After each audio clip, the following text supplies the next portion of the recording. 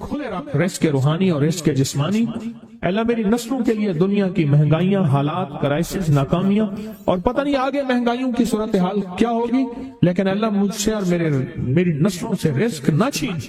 تو فرمایا اس شخص کو کہے کہ سورۃ فاتحہ پڑھ، اور سورۃ فاتحہ کو ایک بار پڑھ، اور جب پہنچ ایاک نعبد و ایاک نستعین، اس کو 40 منٹ ایسے وجدان، ایسے درد، ایسی کیفیت کہ کوئی دنیا کا کوئی فرد مجھے یاد نہ رہے سوائے اس کی ذات کریمی کے، اور اس کو دہرا دہرا دہرا دہرا، اس کو دہرا۔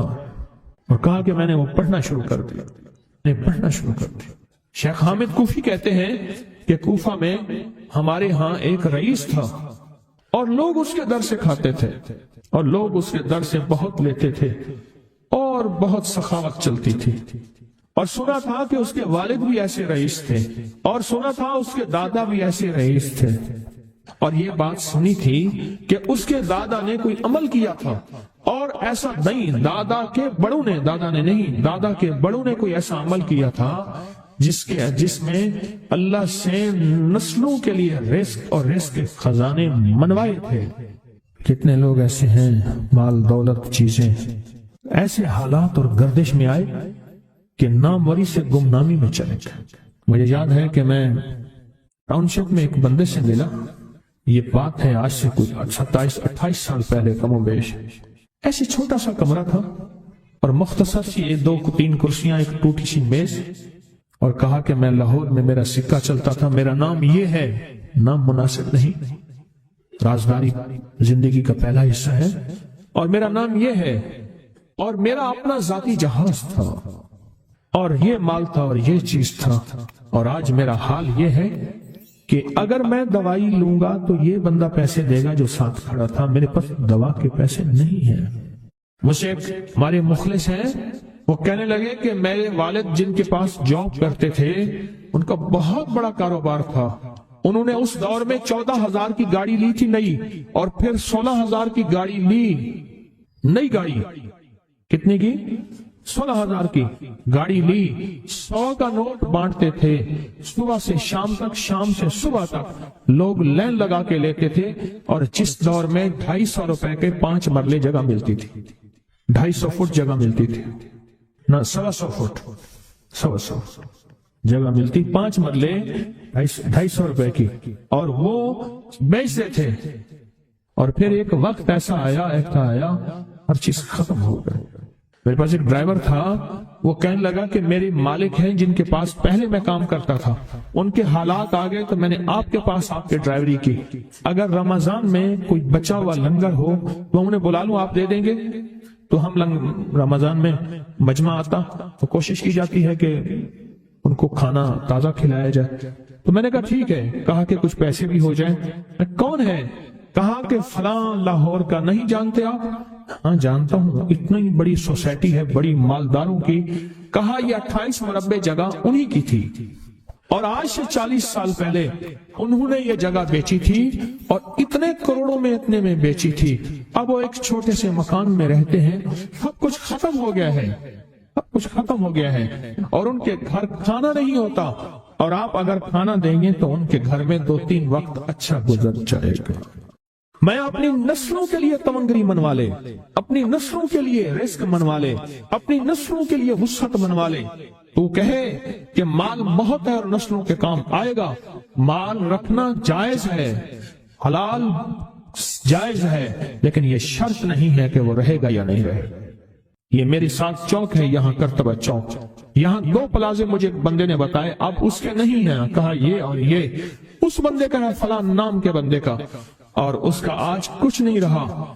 اب وہ جس کسائی سے گلبرگ میں ہے، یہاں لاہور میں، جس سے بہت منو گوشت آتا تھا اور بڑے بڑے رئیس دعوتیں پکتی تھی، چپ کر کے جاتا ہے اور وہ کچھ پیسے اس کی مٹھی میں ڈال دیتا ہے اور وہ اس سے زندگی کا گزر بسر ہوتا ہے۔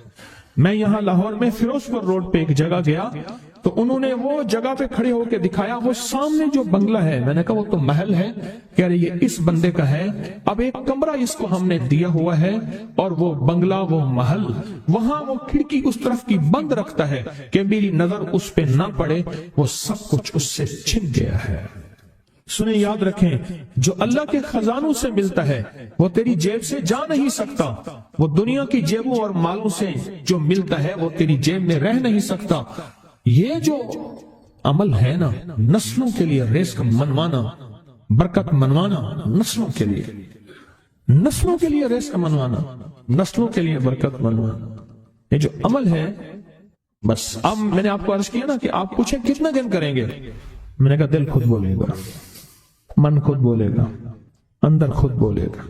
یعنی آپ کو کچھ واقعات سنائے ہیں، بڑی بڑی ہستیوں کے واقعات، بڑی بڑی ہستیوں کے واقعات۔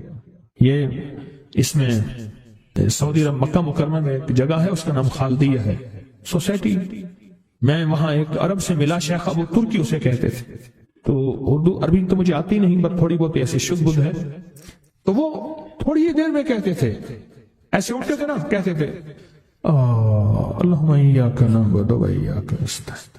پھر ان سے چند ملاقاتیں ہیں، بوڑھے تھے، بابے تھے، کہ ان کے بڑے آئے تھے، اصل میں خلافت عثمانیہ تھی تو ان کے بڑے ترکیہ سے آئے تھے، تو پھر مکے میں رہتے رہتے تو وہیں کے ہو گئے۔ ان کا جو خادم تھا وہ اردو بولنے والا تھا اور انڈیا کا تھا، اس سے میرا تعلق تھا، تو میں نے اس سے پوچھا، میں نے کہا تیرا جو ہے یہ بابا یہ کیوں پڑھتا ہے؟ یہ پتہ نہیں، میں پوچھ کیوں پڑھتا ہے؟ اس نے کہا جلالی بابا ہے تو کہے گا مجھ سے، میں نے کہا میرا کہے، اچھا وہ میرے اشارے دیکھ رہا تھا، تو اس نے ابھی سے پوچھا کیا کہتا ہے؟ اس نے ڈرتے ڈرتے کہا کہ جی آپ یہ کیوں پڑھتے ہیں؟ تو بڑا خوش ہو گیا، کہنے لگا پہلا بندہ ہے جس نے مجھ سے پوچھا، آج تک کسی نے پوچھا نہیں، پہلا بندہ ہے جس نے مجھے یہ پوچھا ہے۔ کہا جب ہم چھوٹے تھے ہمارے پاس بہت غربت تھی اور تنگ دستی تھی، تو میرے والد ہمیں بٹھا لیتے تھے اور ہم سورۃ فاتحہ پڑھتے تھے، اور جب پہنچتے تھے نا ایاک نعبد و ایاک نستعین پر، تو پھر اس کو میرے والد کہتے تھے دہراؤ، بہت زیادہ پڑھو، بہت زیادہ پڑھو، بہت زیادہ پڑھو، بہت زیادہ پڑھو۔ کام پڑھتے تھے، بہت زیادہ پڑھتے تھے، بہت زیادہ پڑھتے تھے، اور کہا میرے والد پھر دعا کرتاتے تھے اور ہم آمین کہتے تھے، اور میرے والد کہتے تھے چلو مبارک ہو، ہمیں جو ہے اللہ پاک وہ فلاں چیزیں، وہ حلاوے، وہ چیزیں کھلائیں گے۔ کہہ رہے ابے کو دیکھتے تھے، ابا جی ہمارے پاس تو پیٹ بھر کے روٹی نہیں ہے، آپ کہتے ہیں اللہ وہ کھلائے گا، وہ کھلائے گا، اور ابا ایسے خوش ہو جاتا تھا۔ کیوں؟ ابے کو یقین تھا کہ سورۃ فاتحہ اس کریم نے قبول کر لی اور میرا کام ہو گیا۔ وَمَن يَتَوَكَّلْ عَلَى اللَّهِ، ہاں میرے بندے میری ذات پہ بھروسہ کر کے دیکھ، میرے قریب آ کے دیکھ، مجھ سے دوستی لگا کے دیکھ تو صحیح، میں کر کے دکھاؤں۔ اللہ پاک نے نا بعض لفظوں میں چابیاں رکھی ہیں، اور بعض لفظ، بعض بول چابیاں ہیں، چابیاں رزق کی، برکت کی، عنایت کی، عطا کی، کرم کی، فضل کی، اور بے بہا سمندر کو دینے کی بعض لفظوں میں رب نے چابیاں رکھی ہیں، اور بعض لفظ خود چابیاں ہیں، رزق کی چابیاں، صحت کی چابیاں، برکت کی چابیاں۔ یہ سورۃ مائدہ کی آیت نمبر 114، یہ عنایات اور عطاؤں کو عرشوں سے متوجہ کرنے کی چابی ہے۔ یہ صرف روٹی رزق کے لیے نہیں ہے، من پسند کھانے کے لیے نہیں ہے، یہ تو اس کا ایک چھوٹا سا فائدہ ہے، یہ تو اس کا ایک مختصر فائدہ ہے، یہ بنیادی طور پہ اس کی رحمت، عنایت اور عطا کو متوجہ کرنے کے لیے ایک حیرت انگیز تحفہ ہے، حیرت انگیز تحفہ، اس کی عنایت، عطا اور برکت کو متوجہ کرنے کے لیے ایک حیرت انگیز تحفہ ہے۔ یہ رزق اور دولت کی چابی ہے، یہ برکت کی چابی ہے۔ بات بتاؤ، اللہم ربنا انزل علینا مائدۃ من السماء، دسترخوان بھیج آسمان سے۔ کیا خیال ہے؟ غریب کا، مالدار کا، وزیر کا، امیر کا، بادشاہ کا، سب کا دسترخوان ایک تو نہیں ہوتا، ہر بندہ اپنی حیثیت کے مطابق دسترخوان لگاتا ہے۔ ایک صاحب کہنے لگے کہ میرے لیے نا ایک عرب نے دسترخوان لگایا، ایک بیل پڑا ہوا تھا بھنا ہوا، پورا بھنا ہوا بیل تھا، اس کا سر تھا، اس کے سر کو ذبح کیا تو خون بھی بہ رہا تھا دسترخوان پہ، سر کو ذبح کیا تو وہ خون بھی بہ رہا تھا دسترخوان، بیل بھنا بھی ہوا ہے اور خون بھی بہ رہا ہے، چھری پھیری، حیران ہوا یہ کیا؟ انہوں نے کہا وہ خون نہیں تھا، وہ جیلی تھی، وہ چاکلیٹ تھا، وہ اور کوئی نعمتیں تھیں۔ پھر اس بیل کو کھولا تو اس میں سے بکرے نکلے بھنے ہوئے، پھر بکروں کو کھولا تو اس میں مرغیاں نکلی ہوئی بھنی ہوئی، پھر مرغیوں کو کھولا تو اس میں انڈے نکلے اور میوے نکلے۔ بادشاہ کا دسترخوان ہے تو وہ اپنی حیثیت کے مطابق اس کا دسترخوان ہے، اپنی عظمت کے مطابق دسترخوان ہے۔ میرے اللہ کا دسترخوان انزل علینا مائدۃ من السماء، اور مولا دسترخوان دے ایسا جیسے عید ہو جائے۔ اب اس آیت کی تنہائیوں، اس آیت کی گہرائیوں، اس آیت کے اندر کی شہ تک پہنچے۔ اللہ دسترخوان دے پر دے ایسا کہ جیسے عید کر دے۔ آپ اللہ سے مانگتے ہیں تو اللہ سے اللہ کے مطابق مانگے۔ میرے رب کی جتنی عظمت ہے، وقار ہے، شان و شوکت ہے، میرے رب کی جتنی طاقت قوت ہے، اس کے مطابق مانگے۔ کیا خیال ہے؟ یہ آیت اصل میں دسترخوان کے لیے ہے، اور دسترخوان سے مراد یہ کھانا نہیں، دسترخوان سے مراد دونوں دسترخوان ہیں، رزق روحانی اور رزق جسمانی، دونوں دسترخوان جو میرے رب کے پسندیدہ دسترخوان ہے، رزق روحانی بھی اور رزق جسمانی بھی۔ ہم افطار کے وقت کھانا مانگتے ہیں اللہ سے، مال مانگتے ہیں، دولت مانگتے ہیں، کیوں اتنی تھوڑی چیز مانگتے ہیں؟ اللہ سے رزق روحانی کیوں نہیں مانگتے؟ اور جنہوں نے رزق روحانی مانگا تھا، ایک اللہ والے تھے، ان کے ایک خلیفہ تھے، تو فوت ہو گئے تو ان کے خط اٹھائے گئے، اپنے مرشد کو خط لکھتے تھے، اور مرشد کا مزاج تھا اسی خط پہ 2 لفظوں میں جواب لکھ کے بھیج دیتے تھے، اسی خط پہ فرماتے تھے کہ حضرت آپ کی دعاؤں اور توجہات سے، اللہ کے فضل و کرم سے میرے روزانہ جو ہے 1.25 لاکھ دفعہ نفی اثبات ہوتا ہے، لا الہ الا اللہ، 1.25 لاکھ دفعہ الا اللہ ہوتا ہے، 1.25 لاکھ دفعہ اللہ ہوتا ہے، 1.25 لاکھ دفعہ اللہ ہوتا ہے، 70,000 دفعہ 1.25 لاکھ دفعہ کلمہ ہوتا ہے، اتنے سپارے ہوتے ہیں، اتنی 100 رکعتیں ہوتی ہیں، یہ ہیں۔ وہ اسکول کے ٹیچر بھی تھے، وہ 5 وقت نماز بھی پڑھاتے تھے، ان کے بہت سارے بچے بھی تھے، ان کی زندگی کا یہ نظام بھی تھا، پر انہوں نے یہ سارا کچھ لکھا اپنے مرشد کو، کہا کہ خط اٹھا کے دیکھیں، حیران ہو جاتے تھے، مجھے ایک بندہ نہیں، میرے پاس اب بھی کئی بندے ہیں کہ اتنے ارب درود پاک پڑھا، اتنے ارب، لاکھ نہیں، ہزار نہیں، کروڑ نہیں، اتنے ارب درود پاک پڑھا، اتنے ارب کلمہ پڑھا، اتنا ارب سورۃ اخلاص پڑھی اور فلاں پڑھا۔ مجھ سے غلطی ہوئی، ایک دفعہ ان کا خط آیا تو میں نے رسالہ اس وقت چھپ رہا تھا، میں نے کہا یہ خط بھی اس میں ڈال دو، چھاپ دو۔ کئی ٹیلی فون تو میں نے سنے، ایک فون مجھے یاد ہے اچھی طرح، کوئی 6 7 8 کی بات ہے، 2000، اس نے کہا میں ہوں اوان، اور آگے سے یہ ہٹا دوں تو بن جاؤں گا حیوان، لفظ ہٹا دوں تو میں یوں بن جاؤں گا۔ تمہیں پتہ ہے تم نے یہ کیا چھاپا ہے؟ شرک اور بدعت، جھوٹ چھاپتے ہو، دھوکہ دیتے ہو۔ وہ سچا تھا، غلطی ہماری تھی، برتن نہیں ہے، اس برتن کے مطابق وہ برتن چھلک پڑا۔ اس میں ایک بات بتاؤ، حضرت ابو ہریرہ فرماتے ہیں میرے حضور نے مجھے علم کے 2 برتن عطا فرمائے ہیں، ایک وہ ہے جن کا میں نے اظہار کر دیا، اکثر احادیث حضرت ابو ہریرہ سے ثابت بھی ہیں، یعنی راوی بھی ہیں، علم کا وہ برتن ہے، ایک وہ میں نے دے دیا، اور ایک علم کا ایسا برتن ہے اگر میں اس کا اظہار کر دوں، ایک روایت تو یہ ہے کہ لوگ تلوار کھینچ کے میرا سر جدا کر دیں، ایک روایت یہ ہے کہ گدی سے میری زبان کھینچ لیں۔ میں نے وہ علم کا برتن چھپا کے رکھا۔ ان کا خط تھا کہ اتنا سوالا، انہوں نے اللہ سے رزق روحانی کا دسترخوان منوا لیا تھا کہ اللہ یہ دسترخوان تیرے خزانے میں کمی نہیں ہے، یہ دسترخوان مجھے عطا فرما۔ رزق روحانی کا دسترخوان اللہ نے منوا لیا تھا، اللہ سے منوا لیا تھا۔ آپ اس آیت کے ذریعے اللہم ربنا، میں نے ایک عرض کیا تھا جن دعاؤں سے پہلے ربنا اور اللہم آئے، جن دعاؤں سے پہلے ربنا اور اللہم آئے، ان دعاؤں کی قبولیت، محبوبیت، مقبولیت، تاثیر، کمال بہت اور دعاؤں سے بہت زیادہ آگے ہے۔ اس دعا میں اللہم ہے ربنا انزل علینا مائدۃ من السماء تکون لنا عید، مولا دسترخوان بھیج آسمان سے، مولا دسترخوان بھیج آسمان سے، دسترخوان بھیج آسمان سے، اور ایسا دسترخوان آسمان سے بھیج جو تیری شان کے مطابق ہو، پھر آپ کی نسلوں میں رزق، دولت اور صحت، برکت، اور پھر کمال سوچ نہیں سکتے کہ علم کے خزانے، روحانیت کے خزانے، ذکر، تسبیح، سجدے، عبادات۔ اچھا، ہمارے ہاں عبادات میں ایک وہ عبادات ہیں جو ہم کرتے ہیں اور یہ بالکل ٹھیک ہے، نفل، اشراق، چاشت، اوابین، تلاوت، تسبیحات۔ ایک لمحہ بندے پہ ایسا آتا ہے اس کی ظاہری عبادات مخفی ہو جاتی ہیں، اور یہ ہر کسی پہ نہیں آتا۔ امام مالک پہ آیا تھا کہ وہ پھر گھر میں بند ہو کے رہ گئے تھے، گھر میں بند ہو کے رہ گئے تھے، جنازہ وہیں سے نکلا تھا، وہ کتنے سال گھر سے باہر نہیں نکلے۔ اس آیت کے ذریعے اللہ سے منوائے۔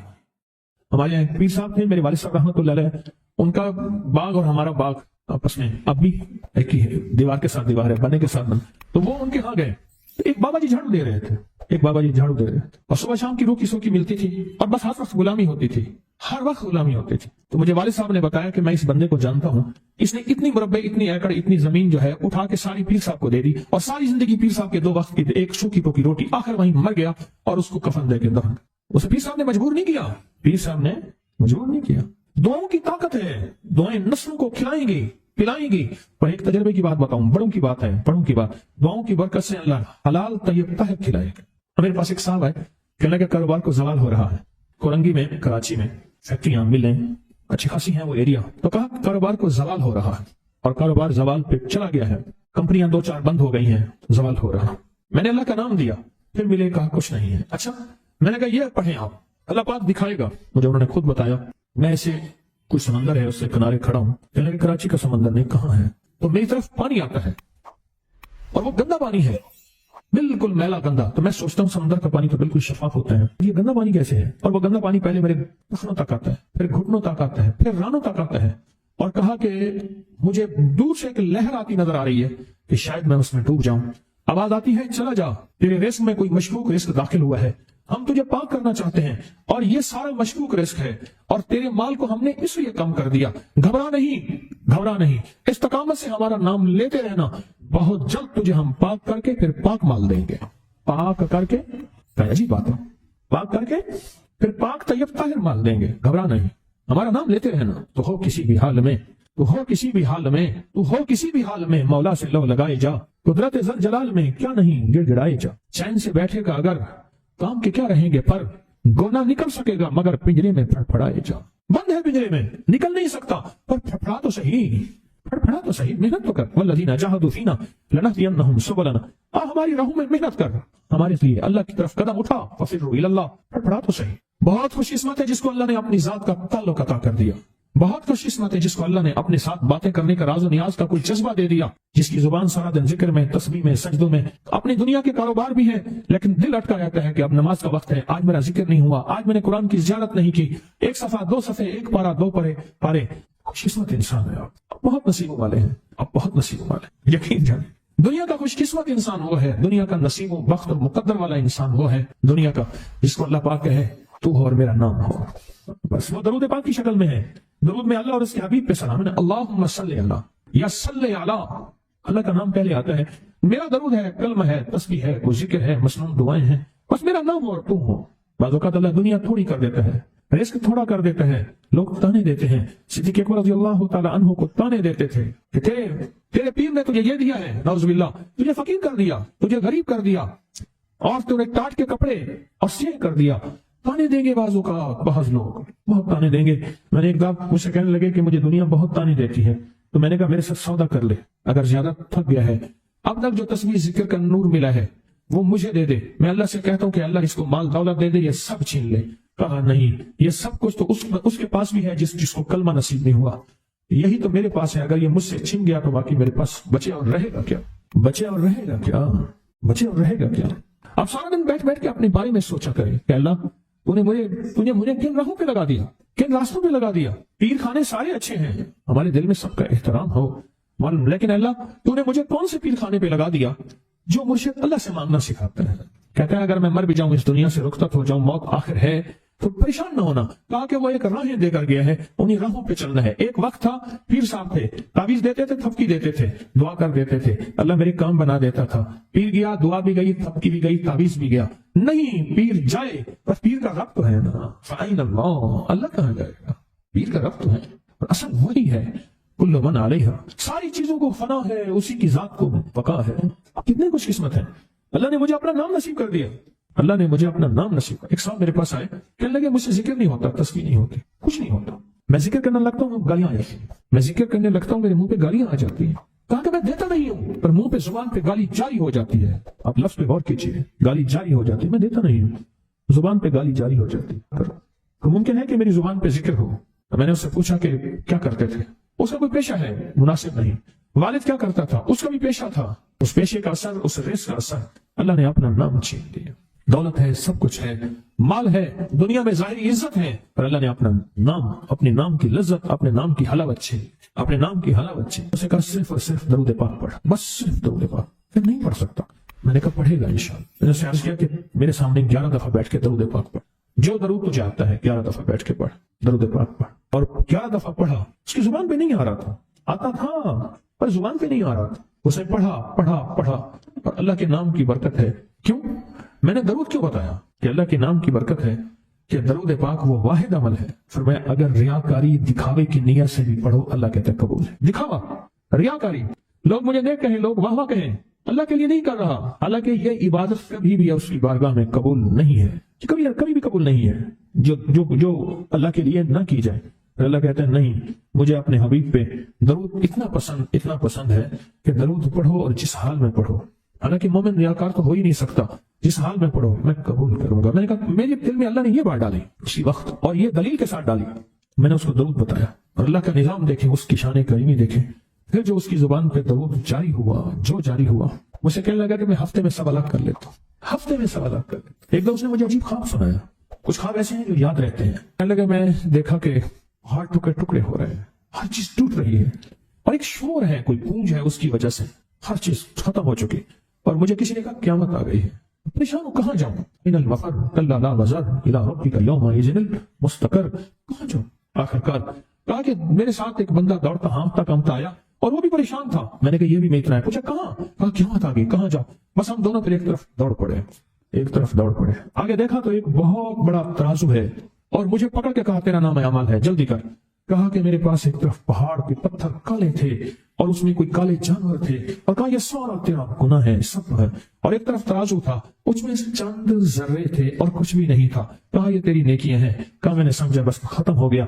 اللہ پاک جل شانہ کے فرشتے آگے بڑھے, اور کچھ چیزیں اٹھا کے نا ایسے ترازو میں ڈالتے جا رہے تھے جو نظر نہیں آ رہی تھی, پر ایسے محسوس ہو رہا تھا کہ ان کے ڈالنے سے ترازو ایک دم ہلا ہے, کوئی وزنی چیز آئی ہے. ابھی بہت سارا باقی تھا کہ ترازو میرا چھپ گیا, اور میں جا تو کامیاب ہے. میں نے پوچھا یہ کون سا عمل ہے؟ کہا تو نے عشق اور جذبے کے ساتھ وہ جو درود پاک پڑھا تھا, یہ وہی عمل ہے. اب قیامت کے دن بندہ جائے گا, قبر میں جب بندہ جائے گا تو وہ بندہ جو ہے پریشان ہوگا. تو اچانک ایک دروازہ کھلے گا, اس میں روشنی آئے گی, اور ایک نیک جوان سارے خوبصورت اس کے ساتھ بیٹھے گا, اور اس کے ہر سوال کا جواب دیا جاتا جائے گا, ہر سوال کا جواب. اور منکر نکیر چلے جائیں گے, اور اس کی قبر میں جنت کی کھڑکیاں کھل جائیں گے, جنت کے دروازے کھل جائیں گے. پوچھے گا یہ کیا ہے, آپ کون ہیں؟ کہا وہ درود ہوں جو دنیا میں تو اٹھتے بیٹھتے سوتے جاگتے پڑھتا تھا. وہ درود تو دنیا میں مجھے نہیں بھولا تھا, آج میں تجھے نہیں بھول رہا. کبھی نہ سوچیں کہ مجھے تسبیح سے, ذکر سے, درود سے, کلمے سے, سورت اخلاص سے اور اس دعا سے کچھ نہ ملا, کیونکہ آپ کو یہ کام میں ڈالنے والے بہت ملیں گے. کیا پایا, کیا ملا؟ فلاں کو تو یہ ملا, فلاں کو تو یہ ملا, تجھے کیا ملا؟ بہت ملیں گے. اور ایسے لوگ ملیں گے کہ جس کا گمان سے والا تر ہے. ایسی دلیلوں کے ساتھ بات کریں گے, آپ کے قدم ڈگمگا جائیں گے, ہل جائے گا, اور انسان سوچنے لگ جائے گا کہ میں نے تسبیح خانے کا انتخاب غلط کیا ہے. یا پھر اپنے شیخ اور مرشد کے بارے میں وساوس اور بدگمانیوں کی بھار مار کر دے گا, اور شیخ اور مرشد کی جاسوسی اور تعقب پہ لگا دے گا, اور بدگمانیاں, شک بڑھ جائیں گے. اگر شک اور وسوسے بدگمانیاں بڑھ گئے ہیں تو سمجھ لیں کچھ تھا تو چور آیا, اگر نہ تھا تو چور کہاں آتا. اب آپ نے